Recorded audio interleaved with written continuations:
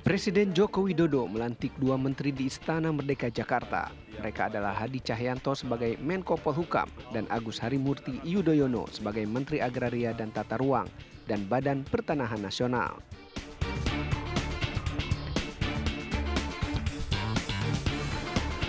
Pemungutan suara ulang terpaksa kembali digelar di sejumlah daerah karena ada kesalahan pendistribusian surat suara.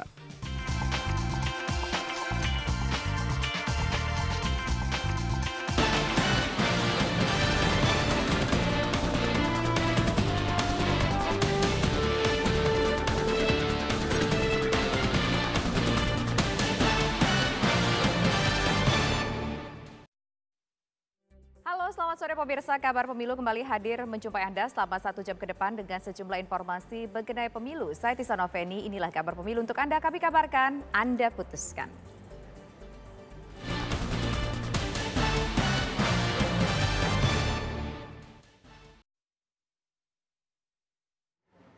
Satu pekan pasca pencoblosan pemirsa, Presiden Joko Widodo akhirnya melakukan reshuffle kabinet. Dan menteri yang dilantik hari ini adalah AHY atau Agus Harimurti Yudhoyono yang menggantikan posisi Hadi Cahyanto yang saat ini juga dilantik tentunya menjadi Menko Polhukam. Sementara AHY mengisi posisi menjadi Menteri ATR. Demi Allah, saya bersumpah bahwa saya akan setia kepada Undang-Undang Dasar Negara Republik Indonesia tahun 1945. Peta koalisi di pemerintahan Presiden Joko Widodo kembali berubah di tahun terakhir masa jabatannya. Hari ini, Presiden melantik Agus Harimurti Yudhoyono AHY menjadi Menteri Agraria dan Tata Ruang, sekaligus sebagai Kepala Badan Pertanahan Nasional. AHY selaku Ketua Umum Partai Demokrat akan menggantikan Hadi Cahyanto yang hari ini juga dilantik sebagai Menteri Koordinator Bidang Politik, Hukum, dan Keamanan. Selain berterima kasih kepada Presiden Joko Widodo, AHY juga mengaku telah bertemu dengan Prabowo Subianto sebagai calon Presiden 2024. Walaupun ini serba mendadak, kalau boleh sedikit saya cerita, jadi Senin malam itu saya baru mendapatkan telepon dari Mensesnek Pak Pratik, hanya bertanya apakah ada di Jakarta, dan beliau kemudian menyampaikan saya diterima oleh Pak Presiden Jokowi di Istana Merdeka kemarin Selasa jam 8. Saya tidak tahu agendanya apa ketika itu, tapi saya datang tentunya dan disitulah beliau meminta saya untuk bergabung di kabinet. Lalu juga menyampaikan bahwa hari ini akan dilakukan pelantikan. Oleh karena itu yang saya lakukan tentunya saya mengucapkan terima kasih dan segera menghadap Pak Prabowo Subianto juga, bagaimanapun beliau adalah pemimpin koalisi Indonesia Maju ke depan, untuk mendapatkan blessing juga, restu juga.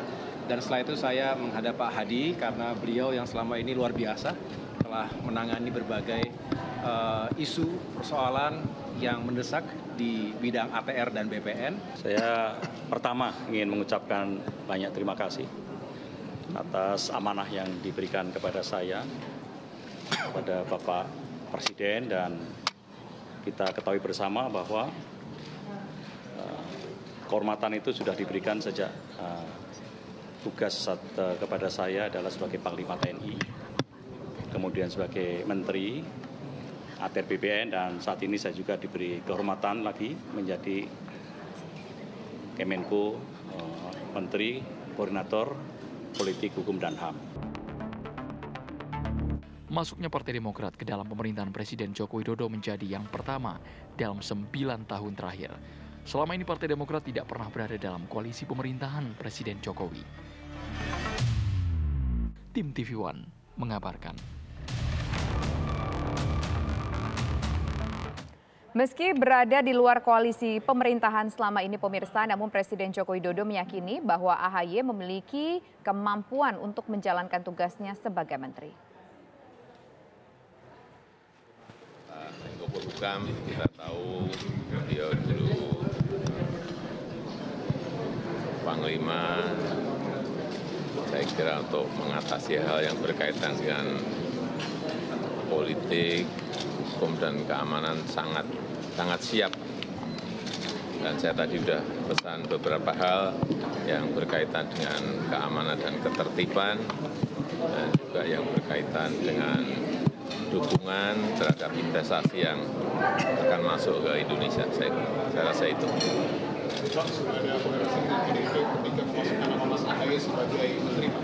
Gimana? Sudah ada koordinasi dengan PDIP? Kenapa dengan PDIP ketika mengambil pangkat Mas Ahaye? Jadi pertama, ini urusan yang berkaitan dengan Menteri ATR BPN, Mas Agus Harimurti Yudhoyono. Kita tahu beliau ini Ketua Umum Partai Demokrat pertama. Beliau juga alumni Akademi Militer Akmil. Juga pendidikan di Nanyang University, di Harvard University, di Webster University. Saya kira saya tidak ragu memberikan tempat untuk Kementerian ATR BPN karena ini urusan manajemen. Saya kira beliau akan sangat siap. Di sisa jabatan.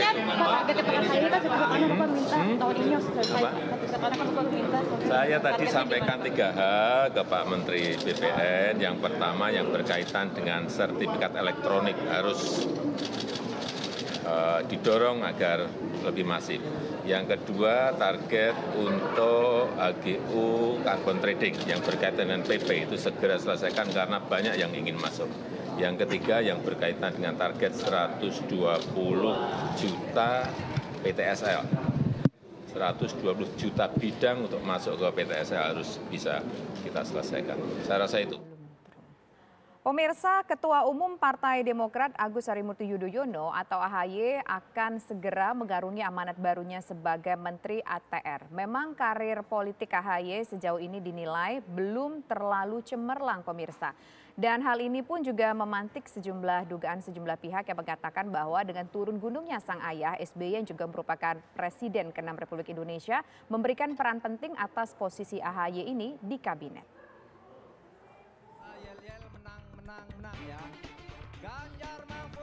Sejak posisi Menko Polhukam kosong ditinggalkan Mahfud MD yang memilih fokus berkampanye sebagai cawapres dari Ganjar Pranowo, kabar reshuffle terus bergulir. Nama Ketua Umum Partai Demokrat Agus Harimurti Yudhoyono santer dikabarkan bergabung sebagai menteri di Kabinet Indonesia Maju, pimpinan Presiden Joko Widodo. Kabar itu terus menguat setelah Presiden Joko Widodo bertemu dengan AHY di Yogyakarta beberapa waktu lalu. Pertemuan keduanya dilakukan secara kasual, namun terjadi di masa kampanye Pilpres. Kala itu, Presiden Joko Widodo tengah bersafari politik, bertemu dengan sejumlah ketua umum parpol pengusung pasangan calon presiden dan wakil presiden Prabowo Gibran. Hal ini menjadi sorotan karena hanya AHY yang kala itu belum berstatus menteri. Ini pertemuan yang cukup hangat ya. Pertama dipertemukan karena kedua tokoh ini sama-sama hobi olahraga kalau kita perhatikan.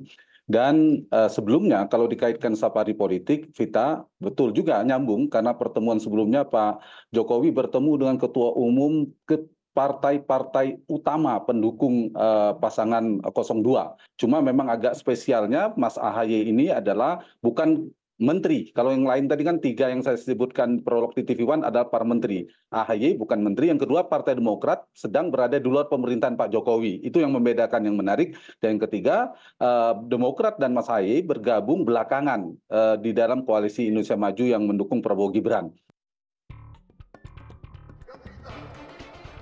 Partai Demokrat memang menjadi partai politik pengusung Prabowo Gibran yang statusnya selama ini berada di luar pemerintahan.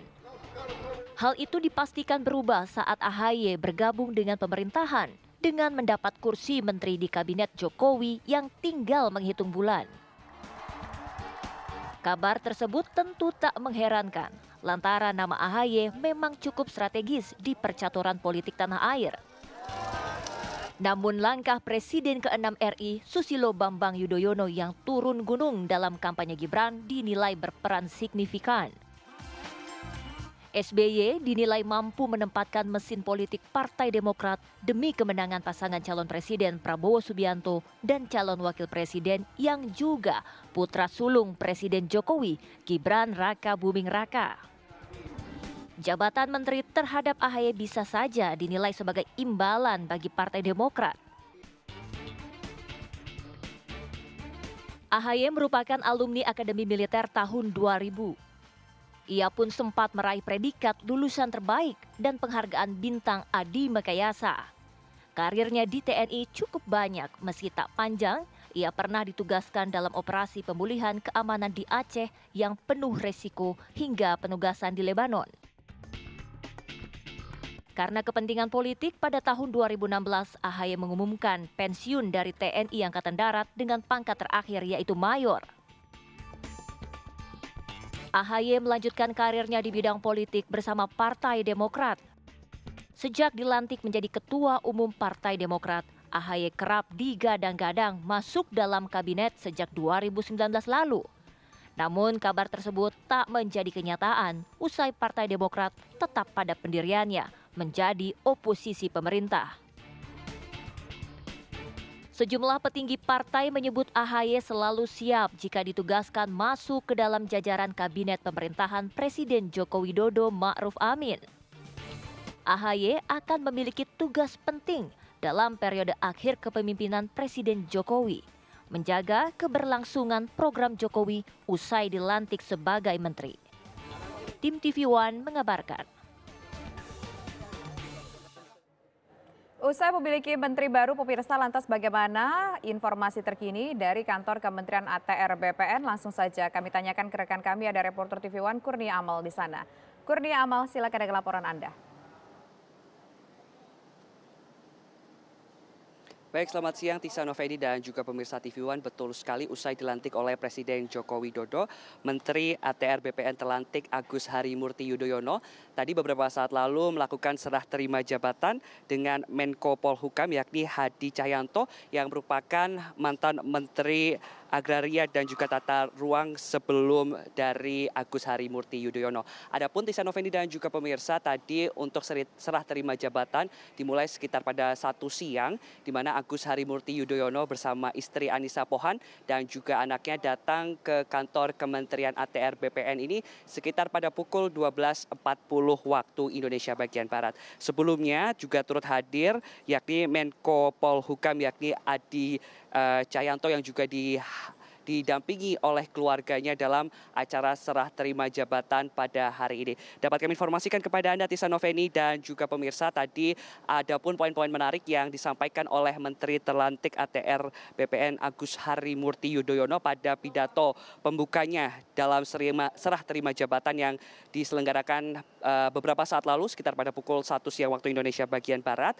Di antaranya adalah terkait pencapaian target 120 juta bidang PTSL, kemudian juga ia menggarisbawahi tentang sertifikasi elektronik tanah, kemudian juga tadi ia membahas tentang isu sengketa tanah. Dan adapun tadi Agus Harimurti Yudhoyono juga menegaskan usai dilantik ia akan belajar secara cepat guna dapat melakukan atau mengemban tugasnya sebagai Menteri ATR. Tisa Noveni dan juga pemirsa, demikian laporan saya, kembali ke Anda di studio. Baik, terima kasih Kurnia Amal atas laporan Anda. Pemirsa, sejumlah informasi lainnya masih akan kami hadirkan, tetaplah bersama kami. Kami kabarkan, Anda putuskan. Pemirsa, Presiden Joko Widodo menyatakan bahwa pertemuannya dengan Ketua Umum Partai Nasdem Surya Paloh beberapa hari lalu bertujuan untuk menjembatani beragam hal. Namun Presiden tidak menyatakan apa yang dimaksud dari pernyataannya tersebut sehingga menimbulkan beragam spekulasi di masyarakat.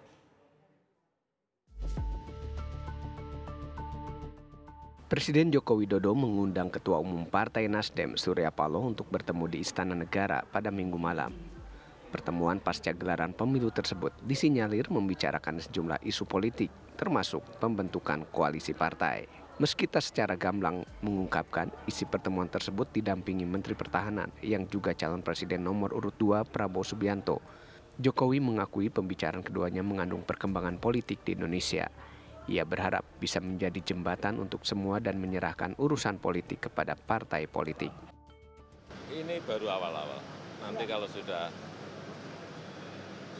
final nanti kami sampaikan. Tapi itu sebetulnya saya itu hanya menjadi jembatan. Yang paling penting kan nanti partai-partai lah. Partai-partai. Dengan Pak Prabowo itu berkoalisi. Jembatan untuk semuanya. Saya ingin menjadi jembatan untuk semuanya. Sekjen Partai Nasdem, Hermawi Taslim mengaku tidak mengetahui kata jembatan yang diucapkan Jokowi. Ia mengklaim pertemuan Surya Paloh dengan Jokowi tidak membicarakan soal posisi atau koalisi. Ingin jadi jembatan, tentu makna jembatan itu hanya beliau yang tahu. Belum ada apa-apa dan pemilu masih berproses. Yang sekarang kami meminta supaya publik juga tidak terbius oleh quick count. Kita menunggu hasil yang real dari KPU sebagai penyelenggara. Nah, yang paling penting adalah kita bagaimana menjaga keberagaman keindonesiaan ini tetap terjamin ke depan. Bagi Nasdem itu yang utama, yang lain-lain itu hanya sebagai pelengkap. Yang penting persatuan dan kesatuan kita semakin kokoh ke depan. Presiden juga belum menawarkan apa-apa dan memang terlalu dini untuk menawarkan sesuatu karena semua kan belum jelas. Analis politik Siti Zuhro menyatakan bahwa makna jembatan yang diungkapkan Jokowi merupakan cawe-cawe pasca pencoblosan dan cawe-cawe yang dilakukannya sangat sempurna. Jadi tidak keliru publik kalau memaknai itu politik, apalagi baru grass ya, kita baru mencoblos tanggal 14. Jadi too much too soon apa yang dilakukan Pak Jokowi, ini ada dua track yang ingin dilakukan. Ini cawe-cawe episode kedua mungkin. Jadi cawe-cawe sebelum coblosan, ini cawe-cawe setelah coblosan. Kayaknya sempurna cawe-cawenya Pak Jokowi ini. Jadi tidak hanya memikirkan bagaimana nanti koalisi, tapi di rezimnya juga tidak tertutup kemungkinan Pak Jokowi mau tidak mau harus menghadapi ketidakpuasan dari masyarakat yang mengatakan bahwa pemilu ini penuh gitu ya, tantangan penuh, katakan cara-cara yang distortif ya, yang menyimpang, melanggar dan sebagainya, ditemukan ada fakta hukumnya dan itu kemungkinannya tidak hanya diproses secara hukum tapi juga di ranah institusi politik yang namanya DPR. Maka muncullah hak angket. Lantas, apa makna jembatan yang diungkapkan Presiden Joko Widodo sebenarnya? Benarkah untuk membangun koalisi pasca Pilpres? Tim TV One mengabarkan.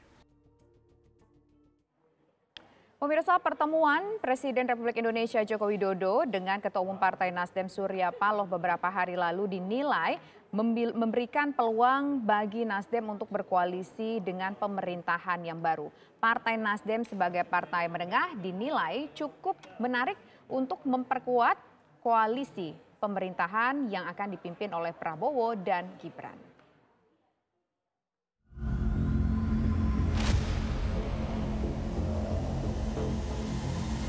Pasca Pilpres pekan lalu, para petinggi partai politik mulai bermanuver. Meski hasil resmi pemilu belum diputus, peta koalisi dalam Pilpres mulai goyah. Manuver terbaru datang dari pertemuan Presiden Joko Widodo dan Ketua Umum Partai Nasdem Surya Paloh. Pertemuan yang berlangsung di Istana Minggu malam ini menjadi sorotan. Pasalnya, pertemuan kedua tokoh ini disebut-sebut sebagai sinyal awal masuknya Nasdem dalam koalisi pemerintahan baru yang akan dipimpin Prabowo Gibran. Ini baru awal-awal. Nanti kalau sudah final, nanti kami sampaikan. Tapi itu sebetulnya saya itu hanya menjadi jembatan. Yang paling penting kan nanti partai-partai lah. Partai-partai.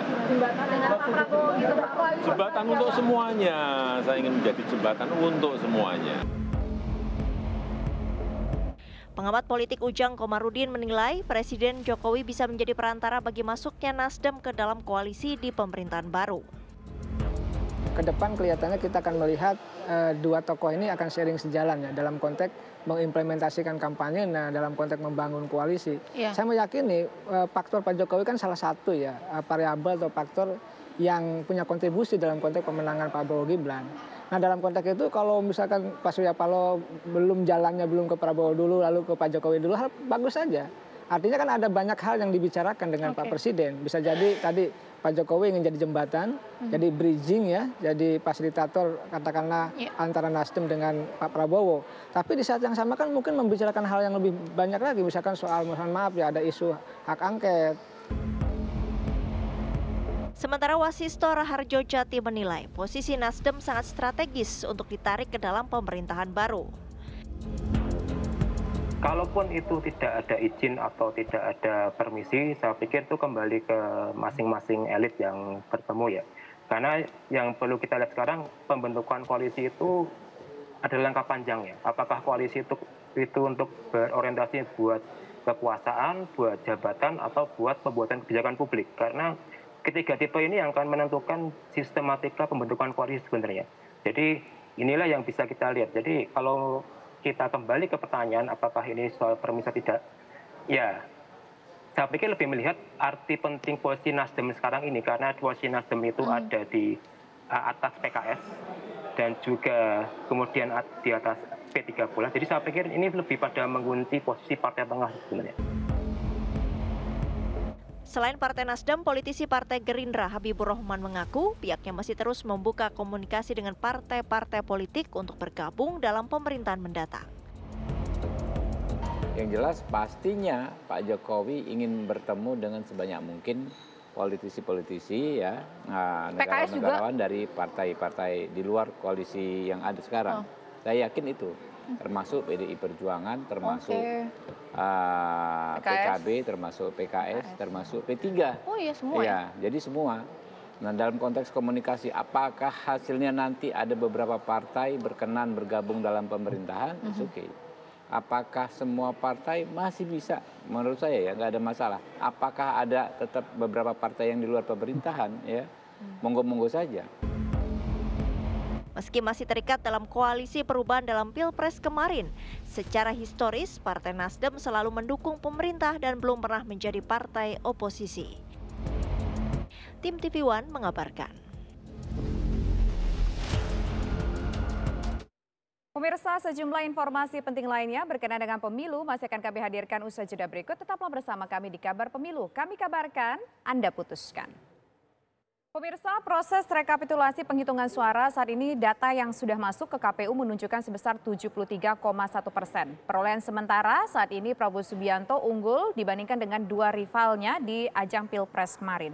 Progres rekapitulasi penghitungan suara oleh KPU saat ini sudah mencapai 73,71%. Prabowo Gibran masih berada di puncak dengan memperoleh 58,76%. Disusul oleh pasangan Anies dan Muhaimin dengan perolehan suara 24,24% dan Ganjar Mahfud di posisi ketiga sebesar 17%.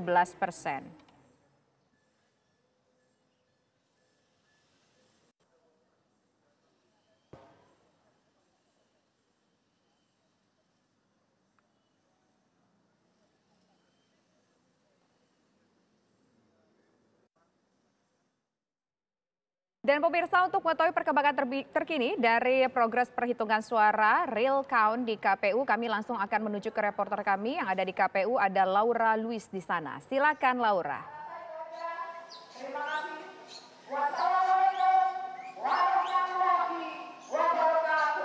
Laura? Tisa dan juga pemirsa, saat ini update suara, rekap suara dari Sirekap saat ini adalah sudah sebesar 73,71%, yaitu 606.812 suara.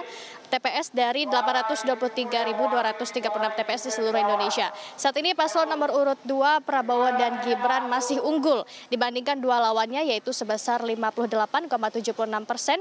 Kemudian di posisi kedua adalah paslon nomor urut 1 Anies Baswedan dan Muhaimin Iskandar dengan perolehan sementara 24,24%. dan disusul di posisi ketiga paslon nomor urut 3 Ganjar Pranowo dan Mahfud MD dengan perolehan suara saat ini sebesar 17%. Adapun data yang kita dapatkan atau yang kita lihat saat ini merupakan data yang diinput oleh petugas KPPS melalui lembar C1 atau lembar hasil pemungutan suara yang difoto kemudian langsung diupdate di website Sirekap di KPU ini tentunya.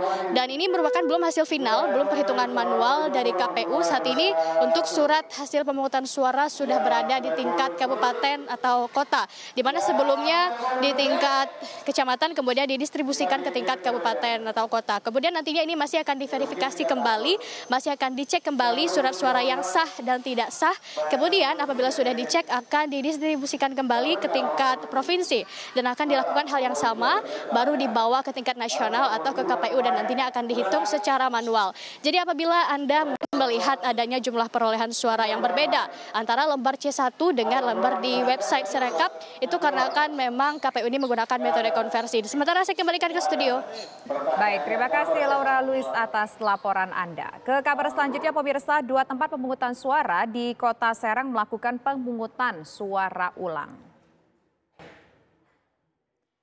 Beginilah suasana pemungutan suara ulang di TPS 01 Kelurahan Banjarsari, Kecamatan Cipocok Jaya, Kota Serang, Banten. Di TPS 01 sendiri ada 292 daftar pemilih tetap. Meski harus memilih kembali, masyarakat tetap antusias mengikuti PSU, namun warga merasa kecewa karena PSU dilakukan karena kelalaian petugas KPPS yang tidak mendandatangani formulir hasil penghitungan suara. Bapak Haji Ramlan Juna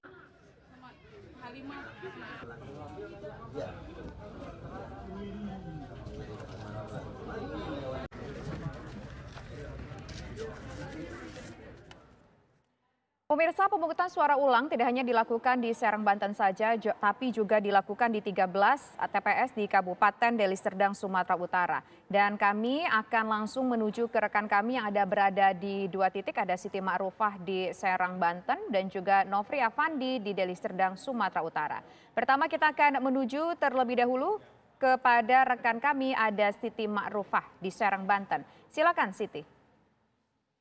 Ya, pemirsa, hari ini KPU Kota Serang melakukan 2 pemungutan suara ulang.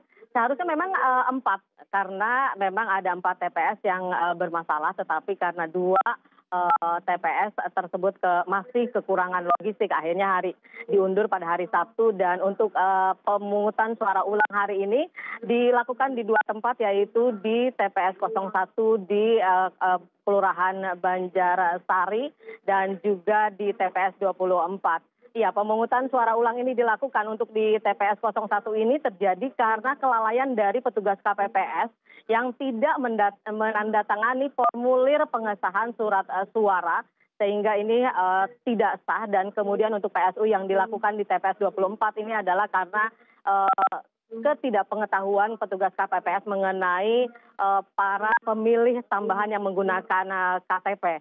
Iya, dan memang tadi juga PSU di TPS 01 dibuka pada pukul 7. Antusiasme masyarakat cukup tinggi pada hari ini untuk melakukan PSU meski di hari kerja, dan diharapkan memang ada DPT sekitar 292 untuk di TPS 01 di Kelurahan Banjarsari.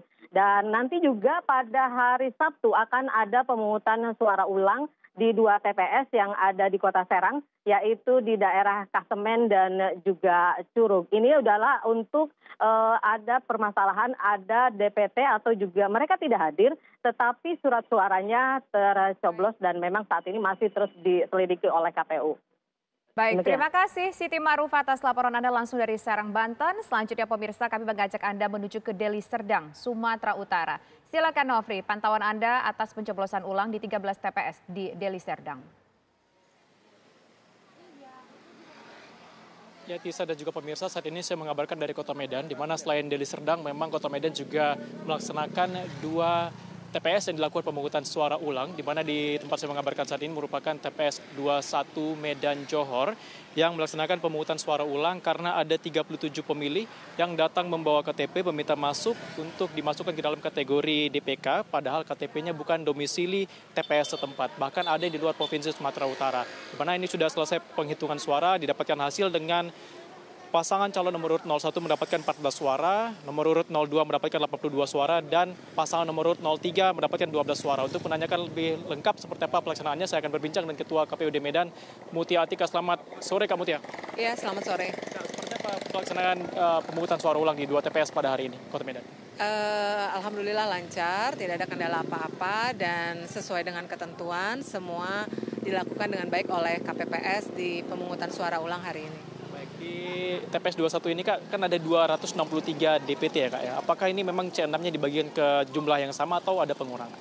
Iya, jadi jumlah 263 DPT itu sudah kita siapkan C pemberitahuannya, namun yang terdistribusi diterima langsung oleh pemilih 164 C pemberitahuan, sisanya itu tidak terdistribusi, bukan karena disimpan, tetapi karena memang orangnya tidak ada di tempat, kemudian ada yang sudah pindah, kemudian juga ada yang sudah tidak bekerja di sini, sudah tidak berdomisili di sini, dan sehingga hanya 164 C pemberitahuan yang terdistribusi.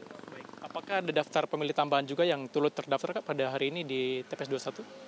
Tidak ya, karena daftar pemilih tambahan yang bisa melakukan pencoblosan untuk di pemungutan suara ulang yang sudah terdaftar sebelumnya, jadi tidak ada tambahan lagi. Begitu juga dengan DPK, hanya yang sudah melakukan pencoblosan di waktu tempo pemilu yang lalu. Terima kasih, Kak Mutia, atas informasinya. Itu tadi pemirsa seperti apa pelaksanaan pemungutan suara ulang di 2 TPS yang dijelaskan oleh Ketua KPUD Medan, Mutia Atika, di mana di sini diketahui dari 263 DPT ini hanya dibagikan sebanyak 164 surat undangan ataupun C6 yang diketahui dihadiri pada hari ini oleh pemilih sebanyak 108 pemilih. Demikian, saya kembalikan ke Tisa di studio. Baik, terima kasih Nofri Afandi atas laporan Anda langsung dari Deli Serdang, Sumatera Utara, dan sebelumnya ada Siti Ma'rufah dari Serang, Banten. Pemirsa, informasi lainnya masih akan kami hadirkan, tetaplah bersama kami di Kabar Pemilu. Pemirsa, Presiden Joko Widodo merespon munculnya wacana untuk mengadakan hak angket terkait pelaksanaan Pilpres 2024. Sebelumnya, Capres nomor urut 3 yakni Ganjar Pranowo mendorong agar partai pengusungnya di DPR ini menggelontorkan hak angket terkait dengan Pilpres 2024.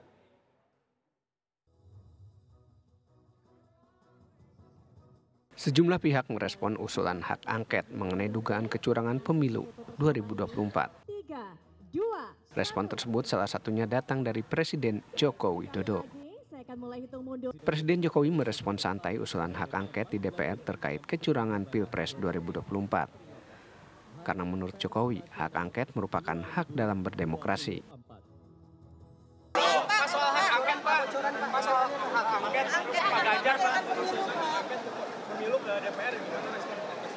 Ya itu hak demokrasi, nggak apa-apa kan.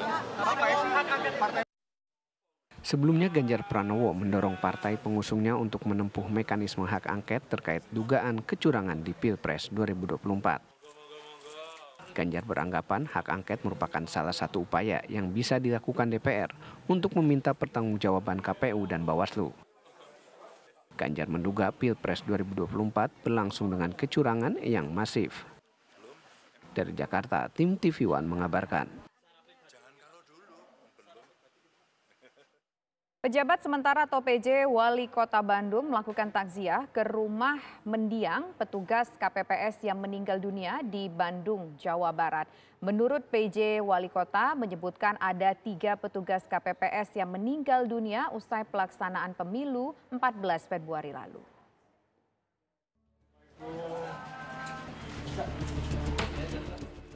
PJ Wali Kota Bandung, Bambang Tirto Yuliono, Rabu pagi melakukan takziah ke rumah almarhum Eri Fajar Nugraha yang merupakan petugas KPPS di Kelurahan Jatisari, Kecamatan Buah Batu, Kota Bandung. Pada kesempatan itu, Bambang mengucapkan bela sungkawa yang sangat mendalam atas meninggalnya almarhum Eri. Menurut Bambang, almarhum Eri merupakan salah satu pahlawan demokrasi di Kota Bandung karena meninggal setelah melaksanakan tugas negara menjadi penyelenggara pemilu.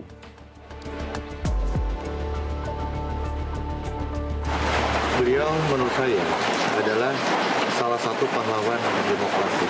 Pesta demokrasi kita ini terbesar di dunia. Beliau menjalankan tugas, masih juga bertugas sebetulnya. Walaupun kejadian sesak nafasnya di luar tugas ya yang bersangkutan gitu almarhum. Tetapi masih dalam koridor melaksanakan tugas. Dalam kesempatan itu, PJ Wali Kota Bandung juga memberikan santunan kepada keluarga almarhum. Pada pelaksanaan pemilu tahun ini, tercatat ada 3 petugas KPPS di Kota Bandung yang meninggal dunia. Diduga mereka kelelahan karena bertugas dari pemungutan hingga perhitungan suara yang berlangsung hingga larut malam. Dari Bandung, Jawa Barat, Cepi Kurnia, TV One mengabarkan.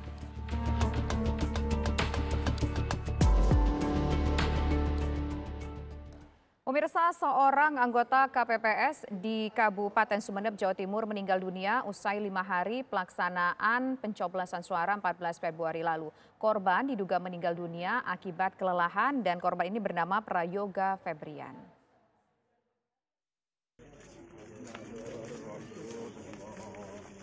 Isyak tangis keluarga mengiringi proses pemakaman Prayoga Febrian Perdana Putra, pemuda berusia 25 tahun yang juga anggota KPPS Desa Batang-Batang Daya, Kecamatan Batang-Batang, Kabupaten Sumeneb, Jawa Timur.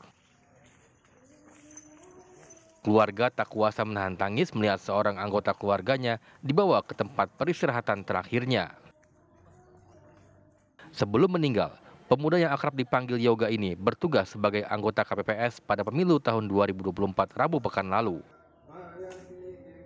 Namun esok harinya, Yoga merasa meriang dan kian bertambah parah selama 3 hari kemudian. Pihak keluarga kemudian membawa Yoga ke rumah sakit. Namun Yoga menghembuskan nafas terakhirnya pada hari Selasa dini hari setelah mengalami sesak nafas. Menurut Ketua PPS Desa Batang-Batang Daya, Yoga tidak memiliki riwayat penyakit parah. Bahkan saat diperiksa di puskesmas usai mendaftar sebagai anggota KPPS, kondisi kesehatannya stabil. Diduga Yoga meninggal dunia akibat kelelahan usai bertugas menjadi anggota KPPS karena tugasnya baru selesai pada Kamis dini hari. Benar anggota KPPS yang dilantik yang ter-SK-kan oleh KPU. Sebagai apa di KPPS? Sebagai anggota KPPS di TPS 12 Desa Batang-Batang Daya. Selama bertugas ada pernah ngeluh sakit? Selama bertugas dan screening waktu di puskesmas, Yoga bagus, kesehatannya bagus, tidak ada indikasi sakit atau apa. Almarhum Yoga dimakamkan di pemakaman keluarga. Keluarga yang ditinggal berharap almarhum dicatat sebagai pahlawan demokrasi. Dari Sumeneb, Jawa Timur, Feros Afif, TV One mengabarkan. Pemirsa, pastikan Anda tetap bersama kami kembali usai jeda berikut.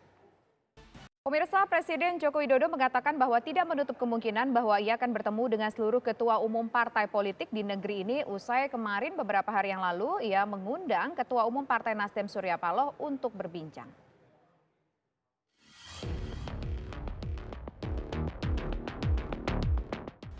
Usai bertemu dengan Ketua Umum Partai Nasdem Surya Paloh pada Minggu malam lalu, Presiden Joko Widodo berencana mengundang seluruh ketua umum partai politik. Hal itu dikatakan Jokowi usai menghadiri puncak peringatan Hari Pers Nasional di Jakarta. Jokowi tak menyebutkan alasannya dalam mengundang para ketua umum partai politik tersebut. Namun ia menegaskan akan mengundang seluruh ketum parpol ke Istana Negara untuk bertemu. Dengan seluruh parpol yang diundang, artinya Jokowi juga akan mengundang partai-partai yang tidak mendukungnya di Pilpres kemarin, seperti PDI Perjuangan, PKB, dan PKS.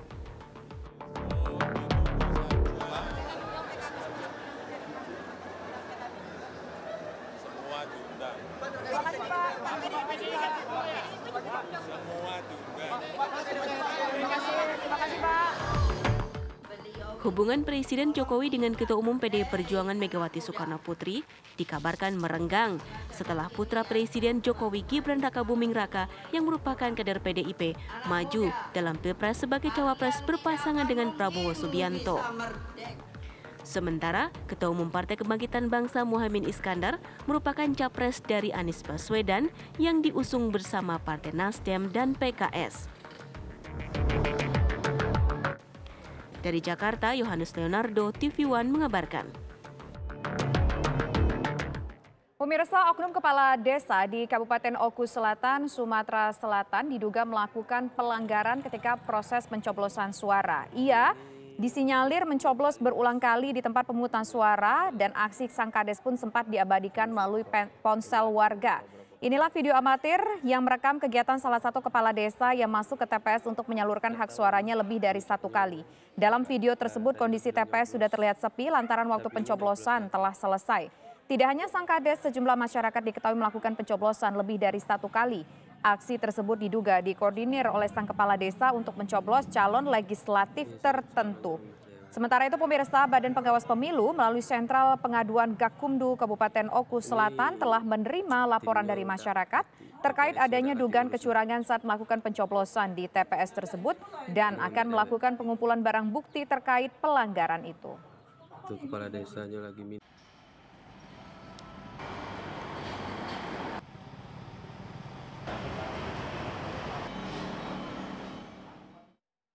Informasi tadi menjadi informasi penutup kita pemirsa dalam kabar pemilu kali ini. Saya Tisa Noveni undur diri. Terima kasih. Selamat sore. Sesaat lagi Anda dapat menyaksikan program Ragam Perkara bersama Gabriela Yohana. Terima kasih. Sampai jumpa.